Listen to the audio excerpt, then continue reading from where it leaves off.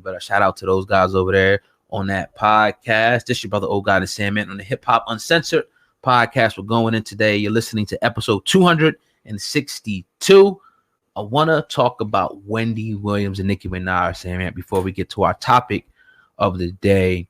Wendy Williams and Nicki Minaj have been going back and forth for a while, but more recently, the last couple of weeks, they've been throwing little shots at each other and whatnot. All started from a statement that Wendy Williams said, dissing Nicki Minaj on her selection of her husband, calling him. Y'all know about his history and whatnot.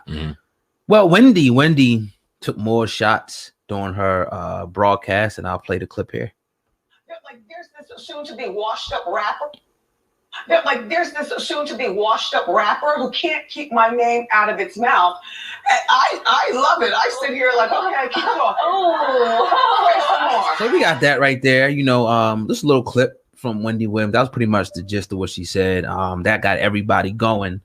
You know, Sandman, is she telling the truth? Is Nicki Minaj a washed-up rapper? No, Nicki Minaj isn't washed up. But Nicki Minaj has to evolve, and I think we all talked about that. It's a certain peak in every rapper's career where you don't want to hear certain things anymore. You want to see what they got different. Now, she went in on IG recently, and she said some real shit when she was talking about how they're taking away the likes and the reasoning and why they're taking away the likes. They're trying to control the money. They're trying to control. Yeah. She went on her live and said some real shit, and I had to applaud her for that, because we give criticism to Nicki Minaj a lot, but when she said that, she was 100% dead on with what she was saying in regards to why they're taking away likes and things like that. It isn't a issue of people being fair, nothing like that. Nah, it's about money and straight control. And she had issue with it, and she was schooling some people. Shout out to her. Want to hear some evolution in her music too, because if you can give game like that, you're obviously somebody that is no dummy and no stranger to the culture and no stranger to the power of the evolution in the culture. And you in particular, if you were to ride a wave for particularly the young women who still ride with you, the middle age and the 20-year-olds, 30-year-olds, things like that, and came with an album that just came with some bars and some real shit, you would not only get the respect from them, but the respect from the men as well. And I think that is needed out here. Whether she'll do it or not, who knows? I don't think she can. I think she can. I don't know if she will. She gonna rap about Picasso. I mean, when she's her whole career, you know, was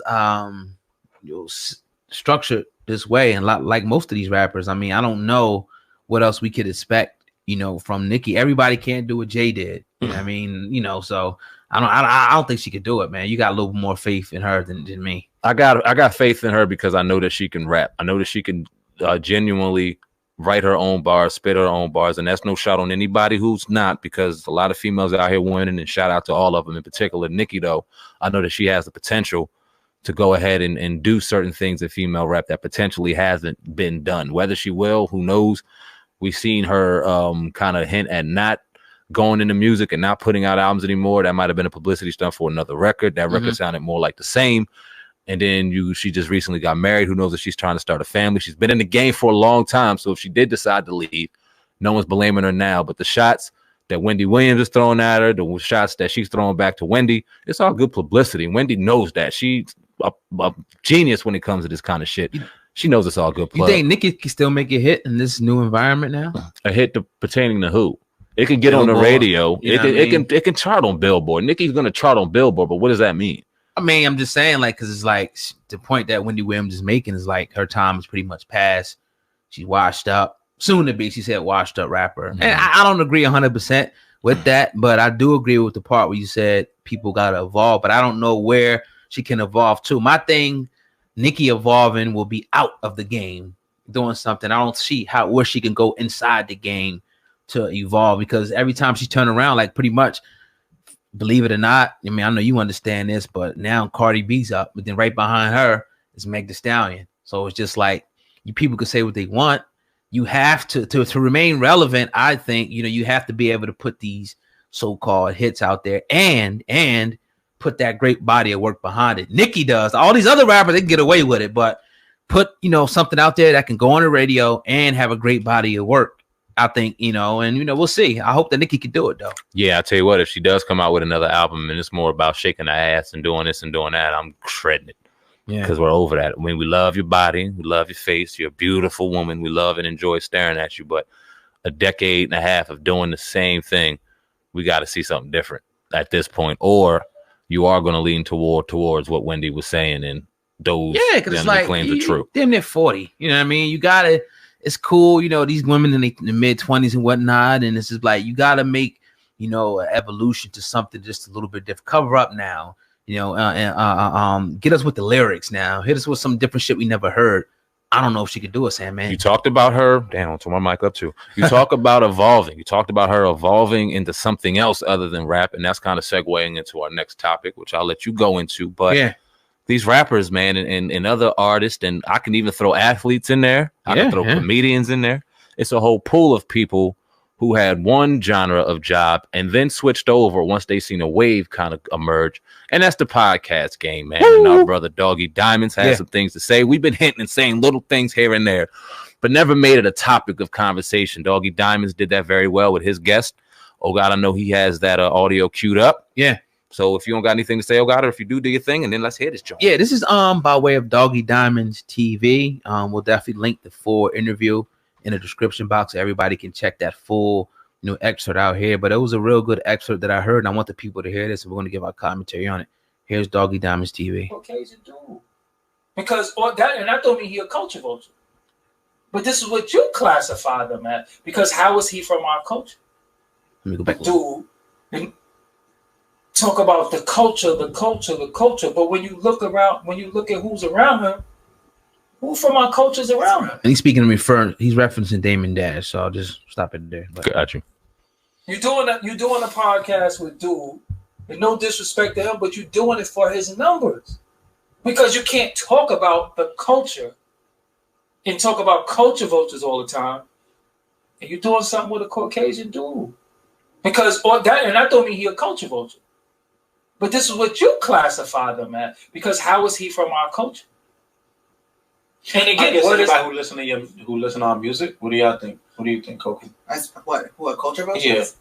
Yeah. I think a culture vulture would be someone that is directly and deliberately, I guess, infiltrating our culture. I think you can be a contributor and not necessarily be a culture vulture, but it's like just, I guess, providing a negative experience or proliferating like negative messages and deliberately, like, interviewing some of these people that really should not be interviewed. All right, I'm about to go all the way. If that's the case, then I'm gonna go all the way there with y'all. First and foremost, I'm somebody who's been doing interviews since 2005, right?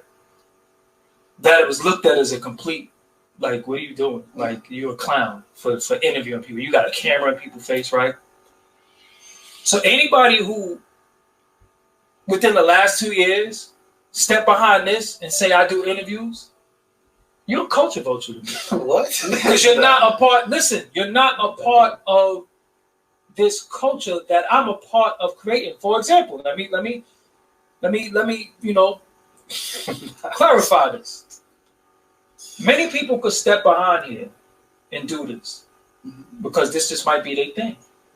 But if you're a rapper and one day you say, yo, I just got a podcast and I just do a podcast. To me, you are a culture vulture of podcasting because that's just not your thing. Well, I don't necessarily agree with that. The reason why I say that is because a person can be a rapper, but then they could be like a phenomenal painter and we just didn't know it. A person can be a rapper and really have a voice or just have a natural knack for So Fat Joe is not a culture vulture of podcasting. I've seen Fat Joe interviews that I thought were actually very interesting. The man can really, he speaks. I can't speak on that. Yeah, I don't know that podcast. Like, I guess what I'm saying is, I'm not sure that podcasting is a culture as such. Like, that's why I'm confused.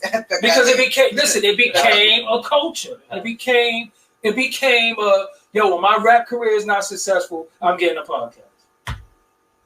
Sam, man, what do you think about?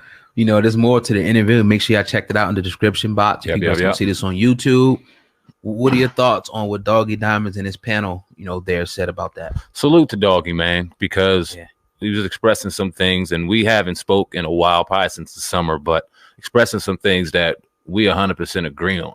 Now, here's the thing, man. It was a great kind of dichotomy and great dynamic that you had when you had people that did interviews and people who gave interviews. The people that were asking the questions and then the people that were answering them. And what happened with the podcast game is once people kind of got on and got kind of hip to the fact that it's a hot wave, they took away the aspect of being that person that wasn't as easily accessible. So that gem that we got in hearing a person's life or this or that in that little bit of a moment in time, 30 minutes, if we were lucky, an hour, that was something memorable. That was something great, something that we could latch on to, and then they were gone. Social media, a gift and a curse, it's a great thing, but more so the podcasting, when you go and you can listen to somebody once a week for an hour and a half, give his perspective on something that he was once a part of, it kind of dilutes the product.